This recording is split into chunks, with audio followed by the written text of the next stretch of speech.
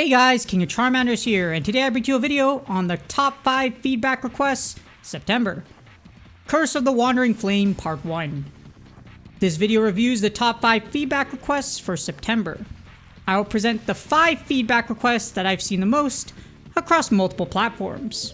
If you have any other requests, let me know in the comments. I know the Season 3 hasn't started yet, Curse of the Wandering Flame, so this is kind of the pre-season of its release. But again, here's the most that I've seen across multiple platforms. So, what do the players want the most right before Season 3? Let's find out. First off, we're going to start off with feedback request number 1. A training area, and this feature has been requested for a while now. This would be great for newer players who are just getting into the game and finding their weapon type. And this would be great for veteran players as well, as it would allow them to polish their skills with current/new weapons they haven't used yet. Newer players, hey, I have a weapon I would like to try out, and I don't know if I want to spend or put a ton of materials into it, so this would help you out a lot. And for veteran players again, if you're bored, you're sitting down, or if you need a lot of practice with something you're looking to get into next time around, like the heavy bowgun for this next update, well, you can practice on a dummy. And the area wouldn't have to be very big either. It could be a very small area, like when we engage with small monsters. Yeah, I know it's not like World or Rise, etc., where you have a 360-degree view, but being able to hit targets like this with ranged weapons, and having a small dummy like this that can attack occasionally with both close range and ranged attacks, would allow us to practice our perfect dodges and get used to new weapon types or our current weapon type. Practice makes perfect, and as a head wrestling coach, I always encourage it. So this would be a really great update again for the entire community, and let's hope they have plans to implement something like this in the future. Next up, we have feedback request number 2, crafting potions/items. And of course, crafting items is still a high demand feature. They can make materials to craft potions rare to balance out the game, and crafting was one of the best features in the main series games. Since Monster Hunter 1, 2004, that's when I played the United States, you've been crafting like no tomorrow. I really miss being able to go out and hunt for crafting items when I'm not trying to kill something or go mass genocide a certain monster type for gold medals like I usually do. So this would be really cool, and like I mentioned, they could make it rare if they really want to balance the game, and it would add a whole new mechanic and a whole lot of fun to Monster Hunter now. Now the thing is, we are getting cooking in Season 3, so hopefully crafting is being considered for future updates. Moving on, we have feedback request number 3, saving drift smelt loadouts. So it's really annoying to switch between drift smelt skills between hunts. You ever that one time where you're like, you know, I have to switch 2 pieces of gear, because for me, my Azarathalos helmet and my Gyratotus legs, I need to switch it to ice attack for my Kushala bow. And it's still, even though it's only 2 pieces of gear, it's still really tedious to switch each individual one, then start the hunt. Or keeping my teammates waiting if they're like, hey, hold on, why is this guy taking a little bit to ready up? And I'm like, sorry, I'm switching over. So please give us this capability. We should have the ability to save drift smelt skills to specific loadouts, so we don't have to switch them out for 1 piece of gear for different monsters. That would be really awesome. I would like to save it for all my super weapons instead of having to switch between ice attack and burst, and for in the future. As for those of us with multiple full drift smelt builds, this would be a huge time saver. It is really annoying, and I know it's probably more complicated than it looks, especially with drift smelting, but this would be really awesome, especially since drift smelting has been out since May and we still aren't able to do this yet. And for the second and last feedback request, at number 4, we have downgrading weapons. So players should be able to downgrade their weapons and get some materials back. Fun fact, this was a feature in Monster Hunter World Iceborne. You had the weapons tree, so you could go up there and you're like, oh, whoops, I messed up, so I want to downgrade this and get some materials back. Now here's the thing, with this feature, you would get some materials back, but not the Zenny. So, same system can be implemented. We could get the materials, but not the Zenny. I'm pretty sure a lot of hunters that did this would like this feature, would not mind spending the Zenny to get their materials back, because this update would help hunters who don't want to use a particular weapon anymore or accidentally upgraded the wrong weapon. This is frustrating, because imagine you maxed out something you really didn't want to spend on it because you weren't paying attention.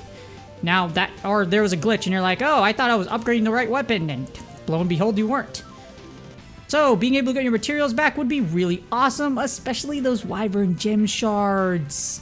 Now, you can only upgrade, you only downgrade past a certain point like you could in World, because once you get to a certain threshold in World, you can't downgrade it. So maybe it's going to be something like that, or again, they could just make it the whole shebang and just downgrade everything and give us our materials. Would be the easiest way. So yes, a downgrading feature would be absolutely amazing, and for those of you that would love to get back from something you don't use anymore, like my grade 6 Great Jagras light bowgun that for some reason I upgraded, but even though I don't need those materials anymore, it would be nice to get them back just so I could sell them for Zenny. And last but not least, feedback request number 5, the cream of the crop, what everybody has been yelling at in social media posts and YouTube videos alike. Make dimensional links great again. Dimensional link access range should be restored before the August 9th nerf. Wipe it out, take it back, and let us have the glory it was before. It's been about a month since dimensional links range was nerfed and limited to only our access circle. They said they were gonna narrow it. Not by this much. So, please give it back to us. As you see here, the community post regarding dimensional links is still #1 on the shared with team category. We're protesting against the changes to dimensional links. It shouldn't be this way. We should be able to have it from before. It really helped grow the game, and many suggestions in this thread have been implemented in future updates, so they didn't even need to make it to the next level, they just got done.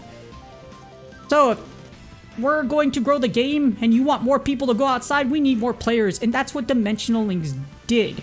So please, Niantic/Capcom, I will continue to yell as one of the top creators in this category on the English side. Please, and I think I've done the most videos on this, but yes, I'm going to continue to yell to bring dimensional links great again. They have been proven to listen to feedback, and in this clip that's coming up, I will play this every time I have feedback requests because they look at multiple different social media channels. So then, hopefully, with them watching my video, please, in consideration, soon or in the future, they will restore dimensional links to their former glory. That's come to my next question. So, players give a ton of feedback.